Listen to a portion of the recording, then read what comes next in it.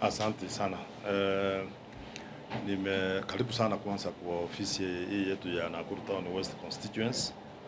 Tumefika hapa leo asubuhi, nataka kushukuru kwa sababu mmefika. Ile sababu imefanya pengine mmefika, nilikuwa nafikiria tuongee kuhusu maneno ya grade 10 senior school. Wale watoto wanatoka junior school wanaingia grade 10. Nataka kusema ya kwamba saa hii kwa constituency hii ya Nakuru Town West tumejaribu sana, na mimi nikiongea saa hii naona watoto karibu wote, percentage kidogo sana wamepaki hawajaenda form 1s, wale tunaita senior grade equivalent form 1s. At that time tulikuwa tunawapea 22,500 na kila msasi alipata. Wale watu wote walifanya application walipata. Tulikuwa tumefungua hapo mapema, na mimi nataka kusema ya kwamba ukiangalia hii makaratasi yote hapa juu, hao ni wale wamepata 22,500, na so far tumechukua watoto kama 3,000. Wamefika 3,000 as I talk today, kwa sababu kwa wengine walikuwa wamepaki wachache, ndio naona wazazi wamekuja hapo chini. So wazazi wale wamefika hapa na watoto yao tumepeleka kama 3,000, na wote 3,000 wamepata 22,500. Iko wachache sana walikuwa wanapata 15,000, kwa sababu au unakuta ni wale watoto walikuwa wanasomea boarding schools huku nje ya Nakuru Town West. So hao tukasema tuwapatie, ni wachache, they are just very few. So wakati tunaanza kupeana hii pesa, tulikuwa tunataka tupeane hii pesa from last year wakati mtihani ilitoka, lakini unajua mtihani ilitoka vile nilisema juzi, mabarua admission letters zikachelewa kidogo, hiyo ikabidi tuanze kukimbia. Lakini as I'm talking today, karibu wazazi 3,000 wale wamepaki ni wachache, ndio watakuja kuenda kuchukua macheki zao baadaye. Nataka kushukuru serikali pia, kwa sababu sasa nilikuwa hapa chini niliongea sana, nikasema serikali itusaidie watoto waende shule, and my suggestion was wacha tukue na free secondary education, free from primary to secondary, wacha ikuwe free, kwa sababu what the president had done, amefanya kitu mzuri sana, namshukuru sana. This is one way of assisting poor parents waende shule, na mimi nataka kushukuru serikali sana. The head of state alienda akasema watoto waende shule bila school fees itafutwe baadaye. Watu wengine pengine hawajaelewa ni nini president alisema. President ya kusema free education, alisema watoto waende shule as parents look for money. So we didn't stop looking for this money. That's why we are here, even trying to see whether we can have these checks. So wazazi wengi, unajua, na watu wengi wanasema president alisema watoto waende kusoma bure. Alisema watoto waende shule as parents and maybe stakeholders, like, you know, a member of parliament is a stakeholder in education because we give bursary, so that ndio watoto wakienda shule sisi tupata nafasi. You can see these are many checks here. These are some of the checks which we are going through. Inaona iko Nakuru High, iko whatever. Hii ni wazazi bado hawajakuja kuchukua cheki zao, kwa sababu pengine walipeleka watoto shule. So what the president said, watoto waende shule as parents and the stakeholders make arrangements on how to get the funds for these students, because honestly we cannot say that the president has said watoto waende shule when we don't have a program on how these kids are going to be fed. Watakula nini wakienda boarding? Lazima sisi kama viongozi, mimi nikikuwa member of parliament ya Nakuru Town West Constituency, I must make sure that ile program nilikuwa naye ya kulipia watoto 22,500 lazima niikamilishe, kwa sababu ukituma watoto ni sawa, tuma watoto waende shule. President amesema because that's a directive. Hii watoto wataenda kukula nini? So nataka kushukuru president sana, amesema watoto waende shule, lakini as parents and stakeholders like myself tutafute pesa tupeleke kwa hiyo shule vile tulikuwa tunapeleka. Unajua, nimeangalia nimeona watu wengi wanaanza kufurahi kusema at president amesema watoto waende kusoma free. President hajasema watoto waende kusoma free. Yeye amesema watoto waende shule as we look for funds Therefore, nataka kusema kutoka Nakuru Town West constituency, nataka kushukuru president sana, amefanya kitu ya muhimu sana. Watoto already wameenda shule, hata wazazi wakikuja hapa chini nilikuwa nawaambia peleka watoto, wengine wamepeleka, na mimi nataka kushukuru walimu sana, kwa sababu wale watoto wameenda shule kutoka Nakuru Town West, walimu wengi wamenipigia simu na nimewaeleza, nasema tunaendelea kuprocess step bursary ile ilikuwa imepaki na watoto wame remain wako huko shule wanaendelea kusoma. Changamoto ile nilikuwa nimesema, shida nilikuwa nimesema hapa juzi, nilikuwa nimesema hapa chini juzi, nilikuwa nimesema hapa chini ya kwamba uniforms, watoto wale wanaenda kulipa uniforms ya shule, ile nilikuwa nimesema walimu wana exploit teachers, wana exploit not teachers but parents. Unakuta mtoto amekuja hapa nimemlipia 22,500, lakini mtoto akienda shule anaambiwa uniform peke yake ni 26,000. Kama hii mtoto amekuja hapa nimemlipia 22,000 na ana atatoa 26,500, around 26,000 ya uniform wapi? So ndio tukasema hii maneno ya uniform lazima turudi tena kama serikali ama kama viongozi, tukae chini tuone ile watoto wanaenda shule na maneno ya uniform watakuwa wanalipiwa uniform namna gani, because you cannot allow head teachers to exploit parents by telling them that you want to pay 26,000 in a place ndio upate uniform. And my suggestion is, the president was very clear and I really support him that hii maneno ya uniform is another corruption in secondary schools. Mimi nataka niseme hivi, wacha tukue na free education in primary and secondary, so that hii pesa yote ya CDF, you can imagine parents coming kukuja kuweka laini hapa, wanakuja wanajaza forms, we start doing vetting, we start calling them here, is the same amount, the same money which would be sent from the treasury or from the national government to schools. Because let's say for example, if we look at maybe Nakuru boys, I can see we are sending almost 15 students there. If from other constituencies they send other numbers like that, let the teacher combine and say that I have 500 students who have come to this school. Wacha hii pesa yote toke kwa national government ingie Nakuru high school. Mzazi akipata nafasi ya shule admission, asike mtoto yake ampeleke Nakuru high school. So what I'm saying, let's corrupt sort of the people who give bursary, that is CDF. Let's corrupt elimu scholarship, let's corrupt ile ya county, let's corrupt help.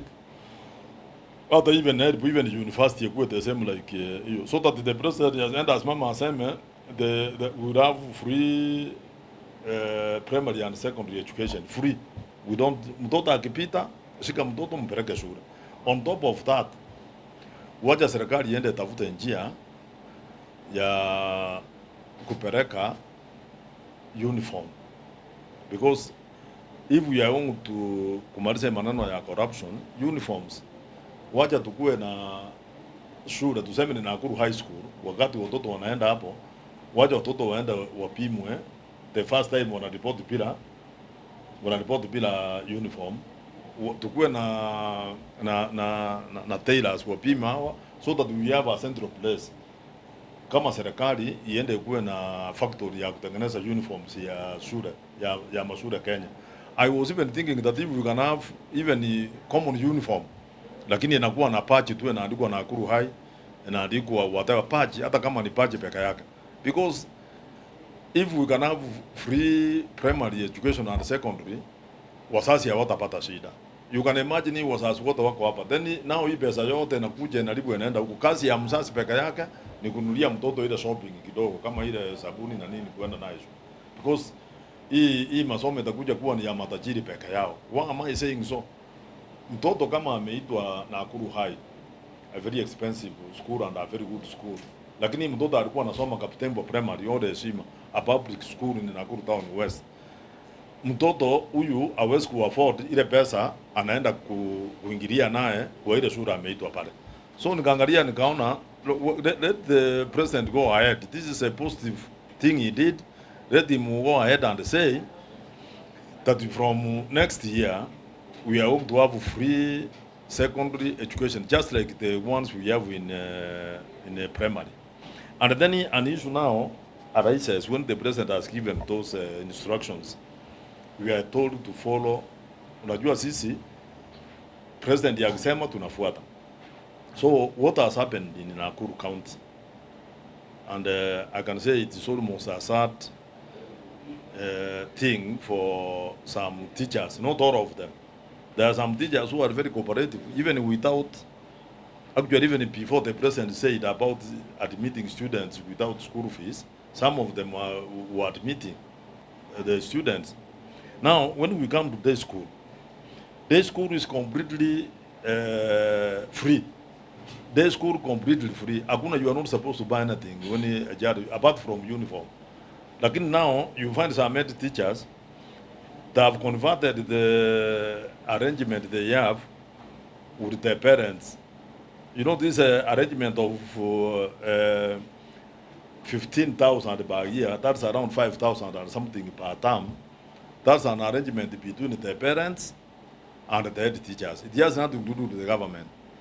But we said we can supplement by giving these students some small amount of money. We call it the lunch fee. But it's not mandatory. It's not. And you know, the teachers are turning it to be mandatory. That's why you could see when students who are being admitted, they have admission letters, they go to school, even those ones who are reported their uniforms. A child is in full uniform. Instead of reporting to schools there, they were coming here. This one, that the head teachers are sending them away, that because they have not paid lunch fee, they call it fees. Lunch fee is not fees. This is an arrangement between the teachers and the parents, which is optional. If you don't want your child to go and eat in school, you are at liberty to allow your child to carry food to school. You know the reason why we have day schools is that they commute from home. So they are assuming that 1 hour where kids might eat, if you are not able to pay money for lunch. But teachers have made it compulsory that you must pay for 6,000 or whatever amount per term so that you eat in school, which is not very bad. But you cannot deny a child who is coming day school ukataze yeye umwambie ati huwezi kuingia class kwa sababu hujalipa pesa ya chakula. That is illegal and is not acceptable. That's why I took a child from here, and I think I will have that clip. I will play it for you. Ndagwacheze hiyo clip muone hapa. Some children were coming to report to me here that they are in full uniform. Walimu bado wamekataza wasiingie. And some parents were waiting in that school. Some of them were going from the same school. So when I called the parent and nikamwambia nipe namba niongee na hiyo mwalimu, alisema mwalimu is very busy admitting students who are paying. Those ones who are not paying tumeambiwa tukae kando. So I decided to live here with those other parents to that school. Sasa nilifika hapo nikaenda nikamkuta, nikamuuliza, nikamwambia niambie criteria ila anatumia kukataza mzazi mtoto asiingie na mzazi yako na uniform. That was even before the president alikuwa amepeana instructions that watoto wakubaliwe kuingia shule hata bila uniform. So wakati nimekuwa hapo, I told the deputy head teacher who was there, who was at meeting, nikamuuliza maswali. So when I hear that some people are saying that they are us, or I went there and I did something wrong, then I think it is like those people don't know their work as well. They are supposed now, hao ndio inatakikana watetei hii watoto kama hao nilikuwa napeleka. Hiyo ni kazi ya hiyo kupet. Hiyo kusazi ya nat. Ya watu wanatetea walimu, inatakikana pia watetee watoto. Mwalimu anajua leo schools day schools ni free. Wameenda hapo umekataza mwalimu mzazi amekuja kwa member of parliament. What do you expect him to do? Nimwambie enda, na mimi najua sheria. Najua ya kwamba day schools are free. So nikaenda hapo nikamuuliza, and to make even things worse for that school, the school I went to, mtoto hiyo mwingine alikuwa amelipa hiyo pesa inatakikana ya lunch. Alikuwa amelipa 5,000 and something. Alikuwa amenunua uniform. Alafu yeye akamwambia go away and bring ukuje na tracksuit. Why do you want the tracksuit for a child to come to school? I mean, do we take kids to school so that we end kulani sports? Why do we take school? The first thing you take a child to school, aende kusoma, si ndio? So ukianza kumwambia ati wapi tracksuit na mzazi amekumwambia ana umwelezo umwambia hata mtoto akuwe na tracksuit, nani alikwambia mtoto atataka kwenda kufanya PE? The first thing mtoto anaenda ni kusoma, si ndio? So hata nyinyi watu ya habari, watu ya newspapers tusaidie pia. When you find people complaining unnecessary on things which are not there, tell them the truth. That member of parliament didn't do anything wrong. Because what wrong did that do if kids are coming here wearing uniform of a certain school, they are coming from my constituents. I've called the head teacher there, he tells me in a meeting. The one who is supposed to receive the kids tells me, it tells those parents that I am busy admitting those ones who are home. What is the work of a member of parliament? Let's go back to the work of a member of parliament. We represent the people. Which people came here? Would I just close my eyes and tell them that they should go away? Now, things became even easier when the president gave those instructions that students should go to school either with or without uniform, with or without school fees. But I've told some parents it's not good to do that. We have told them that let them admit the students. This morning I was admitting students on the phone, wale wanaenda Koirera. Mzazi amepeleka mtoto, nimempea cheki ya 22,500, yeye ameshika cheki amepeleka mtoto mpaka pale, nothing. Hakuna kitu amebeba. So nimeambia yule mwalimu admit those students, call to me so that we can get some box, tupate boxes, tuwanulie kitu kidogo, hata nguo kidogo kidogo, namna hiyo waendelee kusoma. So wale watu ya kupet, najua mko na elections on Saturday. Don't use petty things like that one. Kwenda kusema ati Mheshimiwa Arama ameenda kwa shule. I didn't harass that teacher. I have the clip here, I will put it on so that you can listen. Harassment is asking questions. If you come here and ask me questions, that's not harassment. I just had that teacher to tell me why he's not admitting students who are in uniform and this are day school. I can put the clip here for you. I will play it for you so that you can hear it. Kama wao wanataka kura ya kupeti ile itafanywa Saturday wasiende kuanguka, wacha waende wafanye, wasilete maneno ya siasa yao ya kuchaguliwa na siasa ya mazuri na ya waheshimiwa. We are here to represent the people and those are the people I represented when I went to that school. I think that goes to you people. And tell them that mimi si mtu ya siasa ya kwenda kufanya siasa na walimu. I don't do that. But if a teacher makes something which is not right, I will be right away there. So, hao watu wanaenda from grade 10 day schools, you can see we have given them 6,000. Na ni wengi, they were almost 1,800. Na wote pesa yao hiyo ngine imeenda, ngine ndio tunatengeneza, ndio tamzota tu watoto waendelee kukura. I'm assuming that if I'm giving 6,000, the county government will also give around 5, for example, or 6, that is 12. And then the parent can look for 2,000. Unajua watu wengi, somebody was telling me that some constituencies in somewhere there, they are giving free. If I could not give 22,500 from once, to grade 10. Imagine I can feed all of these students with the 15,000 without even them paying even a penny. But what will happen with these poor children who are supposed to go to boarding school in good schools? They would not go. So nataka kushukuru sana, nataka kumwambia president wetu to support him. One time I told someone that when the government does something good, we applaud it and say, President, umefanya. Na kama hajafanya tutasema hajafanya, lakini kwa hii maneno ya education nataka kumshukuru sana kwa sababu amefanya, na mimi nataka nimwambie aendelee namna hiyo. Ile scorecard alikuwa anasema, mimi nafikiri education this time scorecard amepata A. Hii education amepata A kwa sababu amesema watoto waende shule bila uniform, but hiyo does not make parents and the stakeholders like members of parliament to keep quiet. These kids at the end of the day needs money. Kwa hivyo tunataka kushukuru rais sana, amefanya kazi mzuri, ameingilia kati, watoto wanaenda shule, waje sisi tujaribu mahali tunaweza, stakeholders na watu wengine. Mtoto akikuja kwako kama hana uniform, hata kama ni journalist, wewe mnunulie chakula, mnunulie nguo aende shule, so that ndio tushirikiane pamoja. Hiyo ndio tunataka kusema serikali imefanya kazi mzuri.